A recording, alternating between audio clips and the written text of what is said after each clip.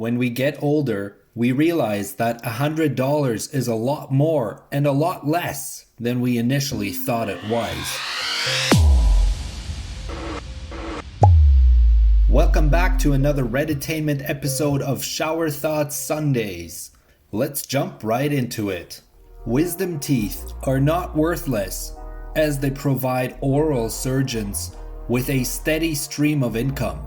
Whether it costs you money or the insurance pays for it, I'm sure the dentist earns a good dollar for it.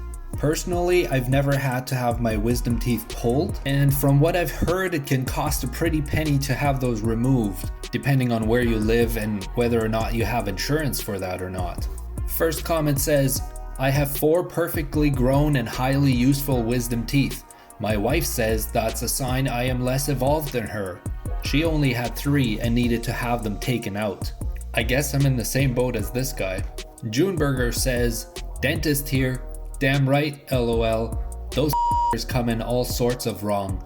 Take it from the guy himself. He's not denying it. Someone else says, my dentist recommended I get my wisdom teeth pulled now, as they could be a problem someday. But if they aren't a problem now, why bother? Is there a statistic on how often wisdom teeth actually cause issues?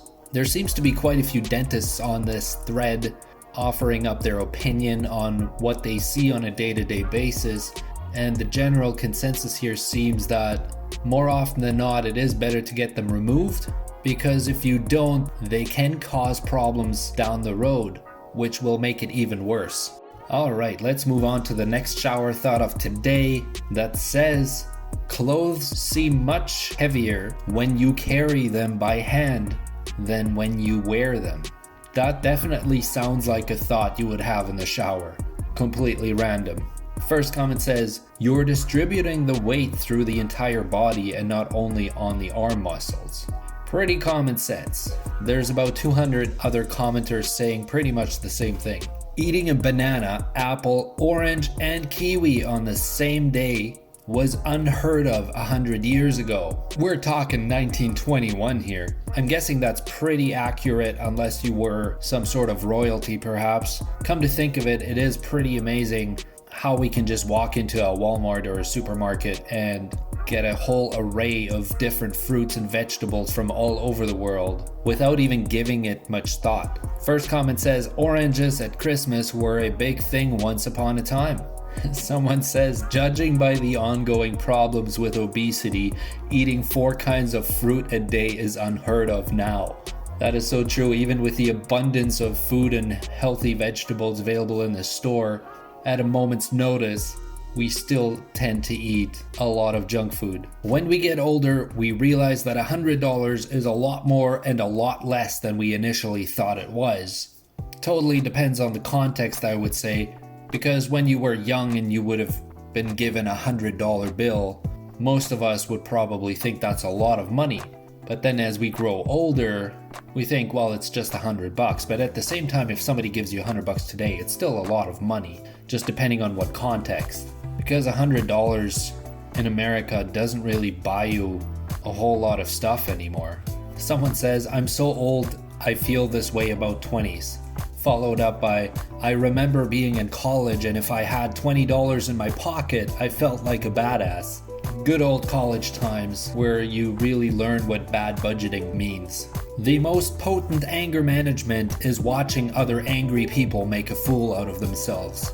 My mind goes to the days of working retail, and that'll teach you a thing or two about not getting upset or angry in public, because those people definitely make a fool out of themselves, only to realize later that it was not worth it. Someone says, unfortunately, this often doesn't work because when you see other people raging, you assume they have a character flaw. But when you act the same way, you feel like it was the situation you were provoked. This phenomenon, or cognitive bias, is called the fundamental attribution error. This guy puts it into perspective because when we look at it from the outside, obviously we just think, oh, this person is upset, this is not a big deal, because we don't know what they're really feeling in that moment. But when it happens to us, we feel like we can justify it based on the reasons that we had that we felt justified the situation. Someone follows up and says, we judge others based on their actions, but we judge ourselves based on our intentions. And that's true, because we might justify it and say that the reason we lashed out is because we intended it a different way and it didn't go that way. But nonetheless, that doesn't really give us the right to get angry. Someone says, I remember being told that that's why a lot of pubs will have mirrors behind the bar. So if people start acting like assholes, they'll catch sight of their reflection and realize how stupid they look. I wonder if there's any truth to that. Someone follows up and says, oh, I thought it was to make the liquor section appear twice as large. I think I can agree with that statement more. The quietest people in the room usually have a more objective view of what's going on because they are actively watching and listening rather than trying to jam in their 2 cents. The power of silence, right? If you listen, you might learn a thing or two, but if you start to speak, you're just repeating what you already know. Someone says, unless they're dumb. Seriously, sometimes they're just dumb. Followed up by, can confirm. I like to talk, but I'm quiet. Why is that? Well, I'm glad you asked.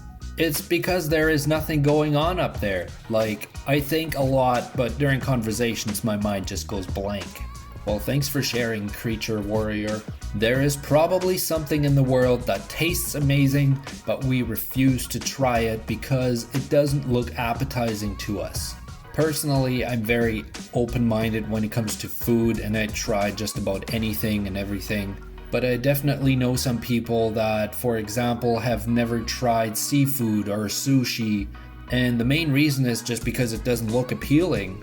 And I've also had friends that after trying it, they just completely fell in love with it and they love it. But the texture or the appearance of it held them back all these years. Someone says, artificial vanilla extract is made from beaver anal glands.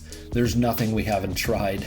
Come to think of it, there's a lot of weird foods or meal preparations that have a very questionable process behind them. I always think of the first person that came across a certain type of food or meal and how in the world did they get the idea to do it a certain way, especially when it comes to fermenting food or trying anything that grows that we now know is edible and safe, but somebody had to try it at some point and basically roll the dice on whether or not whatever they're eating is safe to eat. Our parents are still growing up, just like us, 100%. None of us have lived this life before, so our parents are doing it for the first time as well, at the stage they're at. They've never lived at the age they're currently at, just like us. So everybody at every point in their life is doing it for the first time. Someone says, it's interesting being the parent and knowing you're still growing up. Even more interesting is realizing once you become the parent, your parents absolutely did not have their shit together either. As kids, we always think that adults have it all together. They've got everything figured out. Our parents have it all figured out. And then as we grow up, we tend to realize more and more that no, they didn't. It just appeared that way to us. But as we grow older, we realize we just do the best that we can with the situation that we're given. If garbage trucks play music like ice cream trucks, then you can hear them coming and you won't forget to roll your trash bin out. No thank you. Where I live, they come fairly early in the morning, and I'm definitely not a morning person, so I would not enjoy them playing music as they roll down my street. And for the most part, I think they do make some noise as they drive down the road and pick up the trash cans of your neighbors. First comment says, I can hear mine coming from 2 blocks away. Exactly my point. Mr. Blue 404 says, Taiwan does this. That is interesting. Let's take a look. Somebody left a link here. Yep.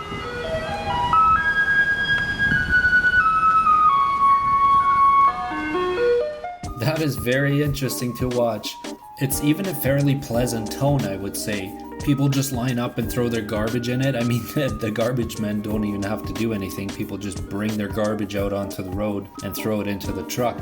When I say pleasant tune, I mean for the people on the road hearing it as it drives by. In no way, shape, or form would that be pleasant if you were the employee riding on that truck all day, every day, listening to that on repeat. I'm pretty sure you go home and have that tune playing in your dreams. Someone says, except that for many of us, the garbage trucks come by early in the morning before we wake up, and playing a song is likely to make people mad that early. Yes, I'm one of those people.